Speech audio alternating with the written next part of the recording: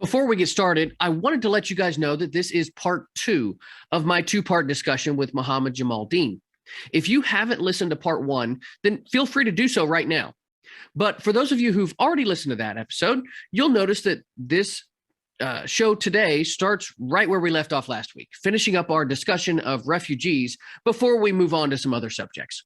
So without further ado, enjoy the show.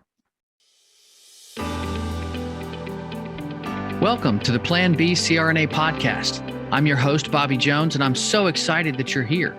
The Plan B CRNA podcast is the only show made specifically for nurse anesthetists who are exploring options outside of their traditional career paths. This is the place to expand your mind and your goals as we uncover new ways to produce side income together. Join me for some honest, unscripted discussions with other CRNAs who are transforming their financial lives. This episode is brought to you by On-Call Capital. On-Call Capital is dedicated to educating CRNAs and other healthcare providers about investing outside of the traditional stock market. On-Call Capital also provides opportunities for you, yes, you, to create passive income and generational wealth while also lowering your taxable income through investments in the apartment and alternative investment spaces. If you haven't hit subscribe yet, make sure you do that right now so that you don't miss an episode. Thanks so much for joining me today. And now, on with the show. Yeah. Well, and that's the thing is there are larger issues at play with it. It's not just about like opening all borders and all that kind of stuff. Right, I mean, I get where, there's certainly, the area where, okay, well, we can't let everybody in. Right. But how do you draw those lines? And that's the sticky subject. And but that's out, you get a Nobel Peace Prize. Well, exactly, and we are kind of getting into the weeds a little bit. So I do want to try to bring it back some. Now, I do want to mention, like obviously we've talked about you having done a TED Talk. That's a bit like planting a flag in the ground. Like people look at that and they're like, oh, well, he did that. And, like that is that's like winning, people that win an Oscar or they, win some kind of like you said, a Nobel Prize. You have this now where maybe you have a little more face time with people than you expected, or, people pay attention to you a little bit more now. What's that been like to handle the attention and praise that you've received as a result of having done that talk? And how has that either opened or closed any doors for you? Oh, man. So it's interesting because if you look at me on social media, you think, man, this guy's really open and out there and just the life of the party, when I'm a little bit more reserved than a lot of people think. You're talking to somebody who didn't have a single person, not that I can recall, ask me to sign their high school yearbook. I was just not that popular kid in school. I escaped my family financial situation. I was working. I was never in any sports, the things that kind of elevated you. I didn't go to college out of high school. So the attention I was never used to, never got used to, still not used to. I had come back. My roommate at the time, Tomas Carmelo Amaya, who's one of the best videographers in the country, just signed a deal with Patagonia right now to do their commercials. He's done commercials for Nike in the Winter Olympics and all this other stuff when he was in Canada. He said, let me come with you to the refugee camp. And I said, I cannot have you film me. These people are at their most vulnerable. I'm not going to have a camera in their face. No. So when I came back, he said, let's put together a mini documentary where it's just you tell the stories and you do everything. So we did, titled it No Place Like Hope. Pushed it on Facebook. I woke up the next day to 999 notifications because apparently it stops at that point. Holy smokes. Thousands of friend requests, thousands. That's where it's just 1,000 shares, 95,000 views in under 24 hours. And then I get the almighty message, hey, I am so-and-so. I am organizing and working with TEDx Paris. So this is a big one. Yeah. We're sponsored by United Airlines. Our main is John Isaac, who was Audrey Hepburn, Michael Jackson, Rwanda, Palestine. That photographer, he was very well known worldwide. And we have the former head of the World Bank speaking. Robert Greenfield, whose documentary had like 50 million views on Trash Me, where he wore a trash bag and just showed how much garbage people throw out in a month. So all these heavy hitters, and then there's you, right, or me. where it's like, we'd love for you to come and do this. So I didn't think it was real. I thought my friends were, can I swear here? I don't know. Yeah, it's fine. I thought my friends were fucking with me, man. I thought somebody was like I really did, because I always said I would love to do a TED Talk. Everybody says that, right? And then to have these people, and I'm like, holy shit, this is legit. Yeah. This is real. Like, this is okay. And sure enough, it was, man. Sponsored by United Airlines. Land, had somebody waiting in the airport, got to the hotel, met up with all these people. The theater was an orchestra theater, 1,000 seats, TV stations, reporters, everybody was there, right? And then you do this talk, and you're right, it's kind of like this flag to some extent of like, oh man, you did a TED Talk. And it's cool. But the story for me was, let me put their stories out there. They've had their voice kind of muted, and let me unmute this voice of theirs. So it was never truly about me. And then social media caught fire between Instagram and Facebook and everything else. There's like 100,000 people, and I'm not saying that's a lot. It really isn't compared to, I have friends who have millions, literally. I mean, one of my friends who was telling me, he's like, Mohammad, I never told you this, but he's like, I always wanted to be your friend, and I had no idea how I would do it. Sitting on 1.3 million. He's got his own show in Jordan, and he's a huge comedian. This guy can't walk outside in the Middle East without people harassing him and coming up to him. So by no means or shape or form do I consider I have 10% of what he has or put a number on it. This is why it matters to me. A couple years ago, I had a girl in India reach out to me. She was a third-year medical student at the time. Their system is 6 years. She said, I look up to you so much. I've been having a hard time in clinical. Some of my classmates are bullying me. I answer some questions sometimes, and I don't know if it's envy or this. And I said to her, listen, and I try to respond to every message, by the way, which a lot of people that I know after a certain following just don't. And I said, look, stay the course. I know you can do this. I know you got this. Like, I need your help in the field. I needed to tell her something to motivate her. She sends me a photo of her study desk, and I'm getting goosebumps as I'm telling you this. And it was a photo of me that she had printed when I was listening to a refugee boy. I was listening to his lungs. And she said, I look at this every time just to give me motivation. A month ago, I get a message. I haven't heard from her in years. I get a message from her saying, hey, do you remember me? I just want to let you know I graduated and I'm a doctor. And it just like, to me, that is worth more than 1 million followers. To me, that is worth everything. That moment. Why my following or platform somehow gave this person the potential to reach me. And everybody's always, I'm so shocked you replied. Why? My brother's telling me, hey man, you ain't shit. Like, so, no, I know the feeling though, because like, I get that same thing. Like people will, reach out to me, and I'm like, well, sure, I'll talk. I love talking about this stuff and investments and everything. Like, and they're awestruck that like I talk to them. And it's like, look, it's not that big of a deal to have a podcast. But it's scary because you have social currency. I didn't even know what this tool meant, but when people, I purposely don't even give my Instagram out to people anymore, because I would meet them and it would be such an organic conversation. Like, hey, do you have an Instagram? Let's connect. I'm like, just take my number, text me. I'm old school. Give me a call. And then they look up my Instagram. How do you have this many followers? And then everything changes. And then the conversation goes from really nice and organic to like a number count. Why are you treating me differently now because of this? How do you have, I hate the word influencer. I hate it. I've turned down so many of these. Hey, I hope 5-star hotels in Dubai, in Turkey. I kid you not. We want to fly you out for free. Just come here and just do videos and show your followers, hey, I'm in this hotel, and that's publicity to them, right? Absolutely. And it would be a group of 10 or 20 people with millions of followers, and they'd invite me out, and I'd say, no, I'm not about it.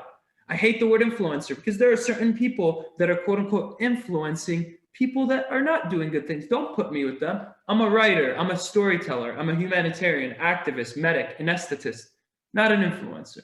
So it's been really hard to handle that. It's nice and it's graceful, and I don't think my parents understood it, and I have to tell you that.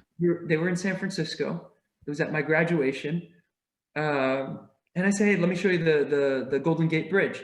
So we're at the Golden Gate Bridge with my family and my mom and my dad, And we're walking, and this Middle Eastern family sees me, and one of the girls is like, oh my God, that's a humanitarian. He did that TED Talk. I followed him for years. And the mom's like, yeah, that's him. She goes up, she's like, hey, can we get a photo? And my parents are looking, like, do you know them? I'm like, no, I don't. They're like, why are you taking a picture with them?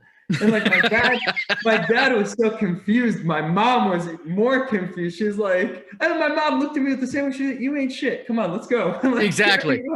Like, we got to get to lunch. Come on. Yeah, I'm hungry. So, but it threw my parents off because, that had happened. And then it happened again when we were at a Middle Eastern restaurant and we're sitting there, and I was approached again. They're like, hey, I'm really sorry to interrupt. I love the work that you do. I follow you.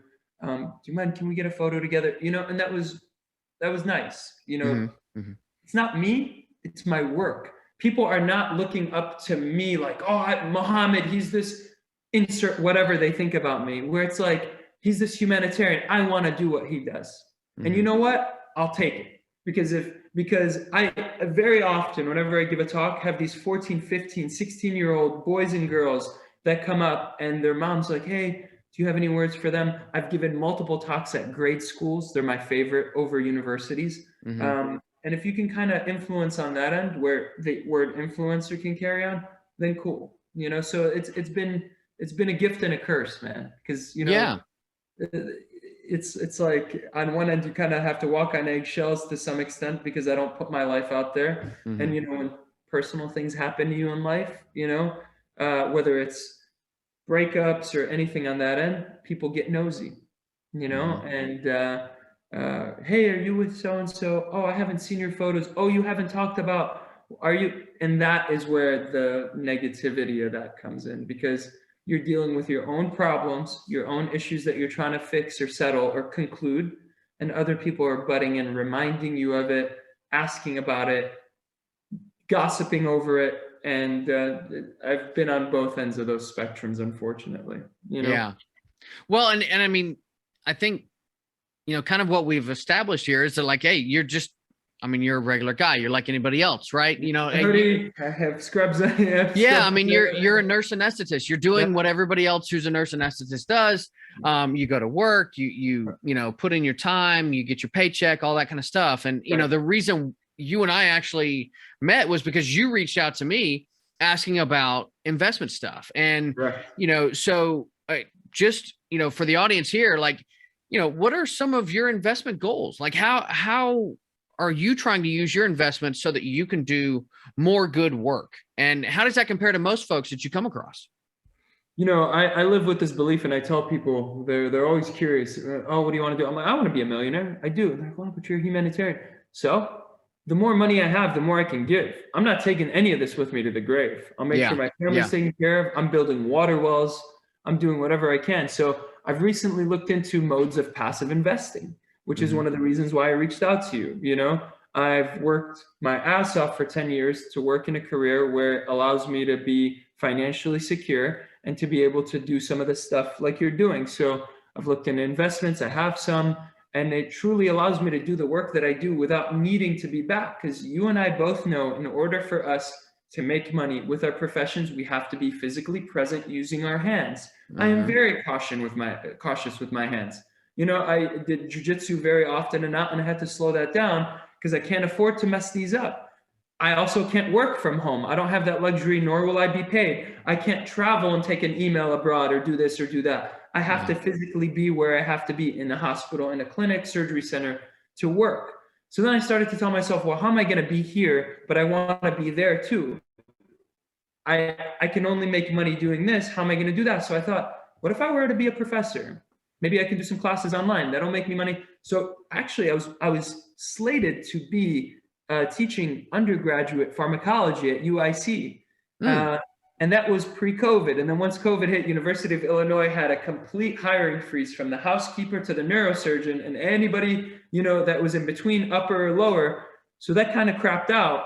And I thought, man, because I really had it in my head. I'm like, this would have provided an X amount. I would have had all my lectures pre-recorded, uploaded them, show up if I need anything. I can still be in Kenya. I can still be in Palestine. I can still be in Honduras, Ecuador, and still get paid. And I'm like, okay, that didn't work out. Real estate. That's how we connected.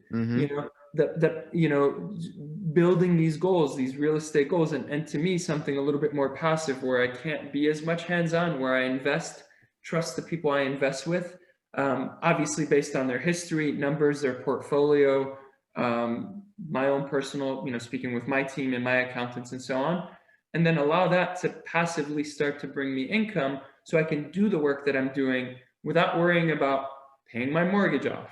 Will I have this? Will I have that? And continuing to be at both places, or at least making an income and doing the work that I do. So I've greatly now looked into what you're doing, which is real estate investing with on-call capital, and it's greatly caught my attention moving forward. I have a goal. In 3 years, I want to have an X amount of properties in my portfolio, and that's in my head for now. And I discussed this briefly with you too. Well, and I think that speaks to the larger issue. Like many of us, we want to do more. We want to be a bigger part of the society that's around us, but it's the everyday rat race that keeps us from being able to do that. Right. The time that we have to put into our respective jobs keeps us from that. And we all have family obligations and all that too. And that certainly plays a role, but for the large part, we have to trade time for money. And so when we can start, rebalancing that a bit and give ourselves some of that time back, that allows us to really explore the different parts of our own personas that, you could start to feed your soul a little bit more. I've worked with, people who they love doing extra artwork. They do paintings on the side, or they do metal work, and they or woodworking on the side. And that's how they feed their souls and become more whole as a person. And, for you, it's doing that humanitarian work. So, when we discuss like, what is it that you need? Well, we need to get you to a position where you can do more of the things that fuel your passions. Yeah. And I think that's the case for most everybody. And that's not something that we actually really look at in our financial system. We look at retirement. We say, okay, well, you just need to put away a ton of money, and then you can retire in about 30, 40 years. And walk away from your job or whatever. And it's like, well, no, but life is about living. Life is about the here and now. And for me, it was a situation where like I wanted to have more time for my family while my kids are still in the house, while my kids are still around. They're going to go to college, they're going to be gone, and that's great. So, do I want to just be retired when they're gone? Or do I want to have the time with them now when you can really have that influence and make that difference in their lives? So, right now we can all make a difference in people's lives around us if we can find the time to do that. Right. And that's a big part of why, I'm so into alternative investing in the first place. So, and your next one I'm in, man. This is this is, it's funny that you say we trade time for money. I've been busting my ass for the last 4 months, since January on up until April 16th. And then I get to take 2 months off because I'm going to Latin America and I'm going to learn Spanish. And I'm not going there to be cute. No, I am in class. I'm in class from 8 a.m. to 2 p.m. And then I have an intensive medical focused Spanish from 2 to 4. I'm in class 5 days a week. I'm with a host family, but I have to bust my ass and work so much knowing I'm going to take these 2 months off, where if I had a passive income coming in, I wouldn't have to work as hard. I would have more time here to be now. And as you said, present in the moment, and then continue on with my work. I agree with you, man. It's unfortunate that we trade time for money, because time is the only thing we never get back. And what is the only thing we want on our deathbed? It ain't money, it's time, at that point. So I'm trying to find that balance, man. I'm 32 years old. I feel like I've been in healthcare for 14 years now, started in 2008. So I feel like I've lived a really long life when it comes to work. I don't know that many 32-year-olds that have been in healthcare for almost half their life, and it takes a toll on you, man. You ask yourself, how much longer am I going to keep doing this? And I want that. I want to go your route, man. I think I think it's amazing what you're doing. I think it's great that you're setting yourself up for financial freedom and stability. I do not like when people are just setting up cash into retirement. I don't want to have fun at 65. I don't even know if I'm going to have the bones to be able to do what I do now, to climb and to hike and to surf and you know, to do all these things I like. I want to do it now. And sure enough, I do it. I trade freedom, which I want, for instability. This is why I'm a contractor. Everybody's like, oh, but I live within the means of my W-2, and nothing against that and the hourly. I want to work my ass off when I want to, and I want to take off as much time when I want to. I want to invest in what I want to, and I want to not invest in what I want to. And you know, I think in this country we've become such a grind society that it's kind of hard to find a balance. You know? Yeah. Yeah. So. Well, there's I saw a book in we have a local bookstore called Bookmarks, and it's run by Foothills Brewing Company, and that's kind of their thing is, you know, they have a book festival every year and everything else. So they have a bookstore with coffees and stuff like that too, associated with the brewery. But one of the books, my wife and I were visiting one day, and it's in the self-help section, and I'm gonna have to find it because I'll put this in the show notes. But it's the Dutch, like the Dutch art of doing nothing. You know, this, and it's like, what, doing nothing? Like, I almost looked at that and I was taken aback. I'm like, how dare you do nothing? You know, like, but we all could use some of that in our lives. Like, just, you know, and I was listening to a podcast, the mindset mentor, Rob Dial, and he was talking about how, you know, most people, they can't sit in a room for 2 hours just by themselves and do nothing and say nothing. Like, we are so consumed with having to do things to try and, you know, fill the space, fill the time, whether we're trying to distract ourselves from something we don't want to face in our lives, or we're trying to numb ourselves with food, alcohol, you know, athletics, running, physical activity, all these kinds of things. We're trying to numb ourselves from dealing with some of the things that we would look inward to see if we had a couple of hours just to ourselves to do nothing.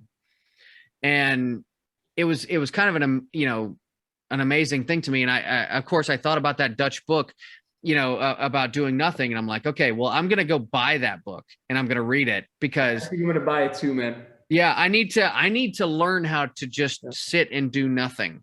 Because even when, you know, like, you think you're doing nothing, but okay, I'll whip out my phone and now I'm playing some solitaire, I'm playing some Sudoku or whatever. I'm not doing nothing. I'm filling the space, and I'm trying to distract myself from other things. So how do you work on being fully present and all those kinds of things? You know, it's interesting you mentioned the Dutch book. One of my favorite country in Europe is Holland, the Netherlands, you know, and why there's this conscious effort into wellness, physical and mental. I would walk in a park and I would see people just sitting there doing nothing. Mm-hmm. And I'm like, what are you doing? Nothing. But it was just so good, man. And I would, you know, rarely here do I see here. We have Grant Park. We have tons of parks in Chicago. I would walk in Holland. I'd be in Amsterdam, and I see a group of 70-year-old people doing Tai Chi or yoga. Mm-hmm. I would see some 30-year-olds kickboxing. I never see that here. This group wellness, this conscious effort into the mental and physical is not here. And I had an Italian friend tell me something so interesting. He said, you Americans are all about freedom. You preach it, you wear it on your ass, it's on your underwear, freedom, freedom, freedom, freedom, freedom. And he says, every American I know has 2 jobs, works his ass off, never sees his family. When he does it on the holidays, gets in a fight with them and goes home. How free are you? And I thought to myself, wow. Because in Palestine, in the Mediterranean, at 5 p.m., work's done. Mm-hmm. People chill, they have a cup of tea, they enjoy each other, they're present, they're here. You know, I'm trying to get into that. I actually have a corner in my living room that's like my do nothing meditation, like silent nice. Corner. Yeah, and I'm waiting. I'm gonna put that book. I got a bookshelf coming in. I'm gonna add that book to it, man. Please put it in the link. That's absolutely. That's something we need. We're so consumed, man. You know, just in this podcast, I've had 10 messages already. Yeah. People, it's like, even when you want to do nothing, you're getting bombarded by other people who are doing something that want you to do something. Yeah. And life's all about energy, brother. How much of it can you give? How much of it do you need? Yeah. So You can't pour from an empty cup. That's for sure. And you get, and the way we each try to refill that cup is different. I mean, Right. we all need something different to keep that fire alive within. So, but that being said, one last question. It's a big one. Okay. What is something that people can do right now to just start making a difference? Whether that's, in your neighborhood or just around the world or whatever, donating money or, donating time, walking a dog, whatever. What can people do? Donating money is the easy answer, right? You can donate money everywhere. You can click on the Red Cross, Doctors Without Borders. There's a million organizations to donate to. Your local homeless shelter is probably down the street. You can look it up. You can donate. I think awareness is the biggest thing. I think if people aren't aware, if people aren't talking about issues, if people are shying away from certain issues, nothing ever gets done. Awareness happens. Awareness brings about action. Action is what brings about the donation. There's one thing to tell people, hey, you need to donate. There's another to really educate somebody on a true crisis, show them some things. That's a fire that fire transitions to 10, 20, 30, 40, 50, 100 people. I mean, look at what I did in Ohio, right? I took my passion and my fire. I told some stories, and about 150 CRNAs and SRNAs were like, I've gotten messages. You've changed my perspective. You've changed my life. I want to do this now. I'm going to do this. I'm going to look into something. That to me is bigger than anything. And that all started with awareness. I didn't tell them what to do or anything. I just gave them a little bit of awareness about what my eyes saw. I painted them a picture with my words, essentially. I think that's the biggest thing, awareness. Second is obviously doing something, whether it's donating or using your craft, man. Prior to doing any of this, I was teaching health education at a homeless shelter, mostly veterans. Why? Because I was an asshole once. I was coming out of the train station and I had on scrubs. And one guy was like, hey, man, I said, look, I don't have any money. He's like, no, I think I'm having some chest pain. Immediate guilt, right? Hey, how's it feeling? Do you have any left arm pain? Are you short of breath? What does it feel like? I'm like, we got to go to the ER. Man, they're not going to take me serious. I'm like, look, I worked in this ER. I've dropped off patients. We got to go to this ER. It's 2 blocks away. Let's just go to it now. I'm like, can you walk? Are you okay to walk? He's like, yeah, okay, let's go. Sure enough, man, ST segment depression. This guy was having a heart attack, right? Yeah. So where do you go? Where are you? I'm at this homeless shelter here. Cool. Reached out to them. Hey, can I educate some of your guys and girls on signs and symptoms of a stroke? Signs and symptoms of, some of them are diabetic, of hypo or hyperglycemia, chest pain, drug overdose. Not that that's the common. No, these other ones are more common. And man, they were so receptive. I would go one Tuesday every other week or every third week, packed room. People would ask great questions. And that was how I made a difference in my local community. And ultimately, it ripples down. It's a big difference. It helps our health system. It helps them. It helps keep people alive.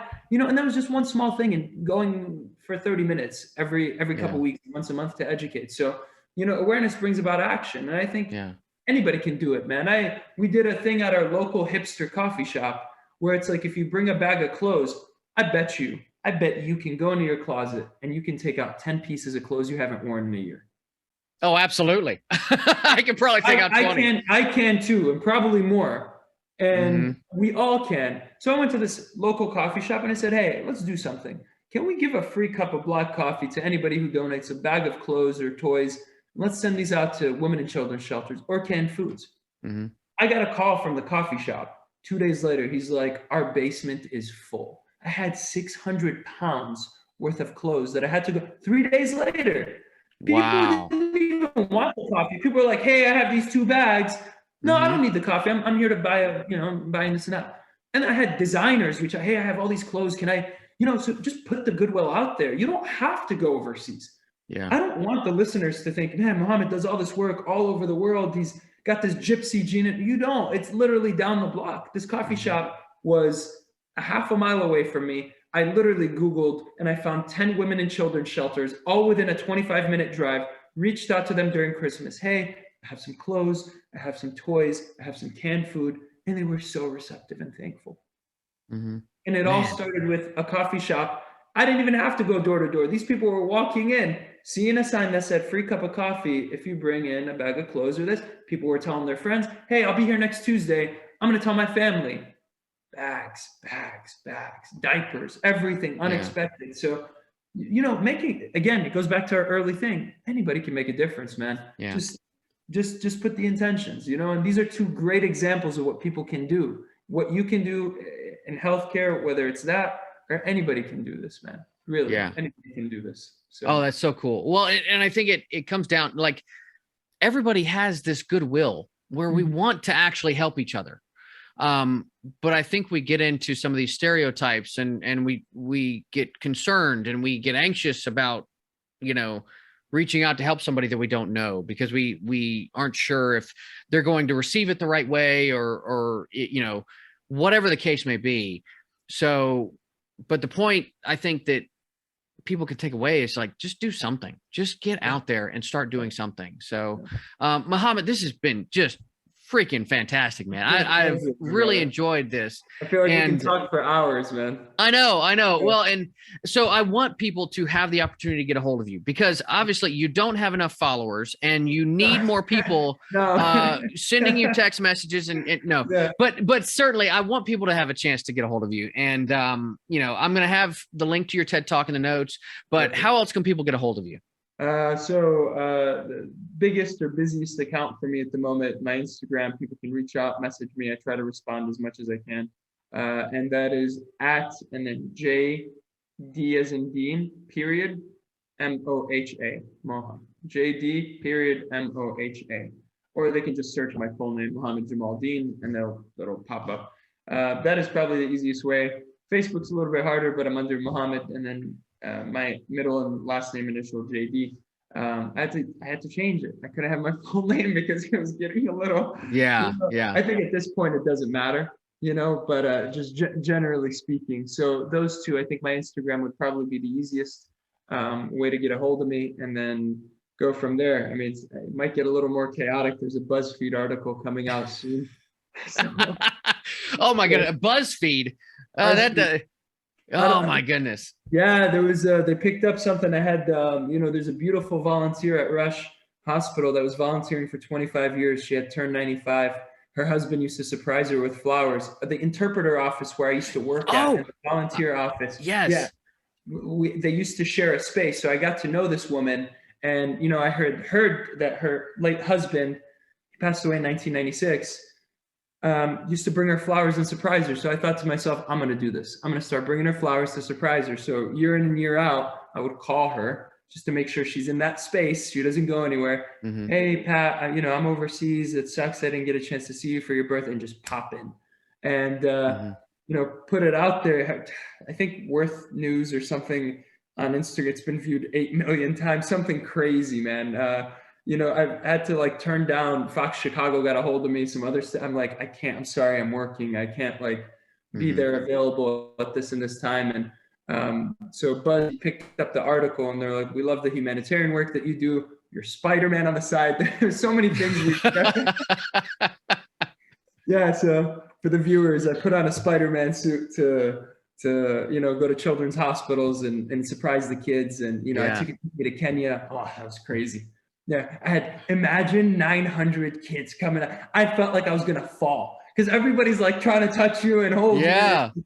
Crazy. So they picked up that story, and they're like, who is this medical Spider-Man?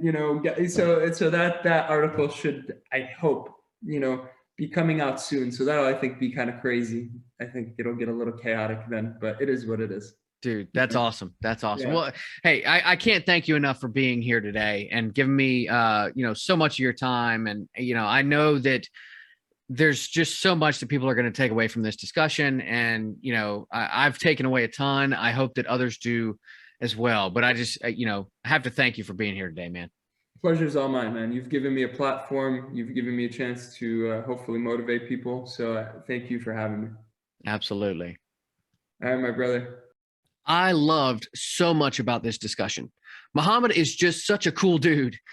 Success is measured in so many different ways. Some measure it by their bank accounts, some measure it by the hobbies they have on the side, and of course, some measure it by how many people they can help. We all have this desire to contribute, to be kind to others, and to help others around us.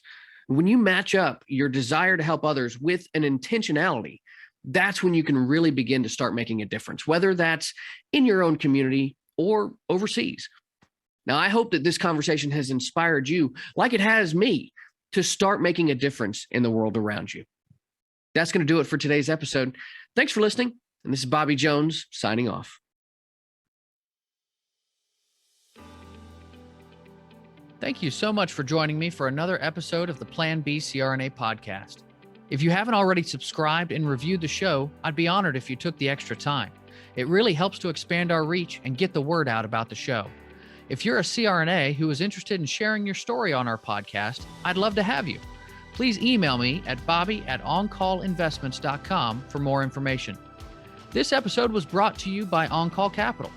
They are dedicated to helping providers like you develop passive income and generational wealth through investments in the apartment and alternative investment spaces.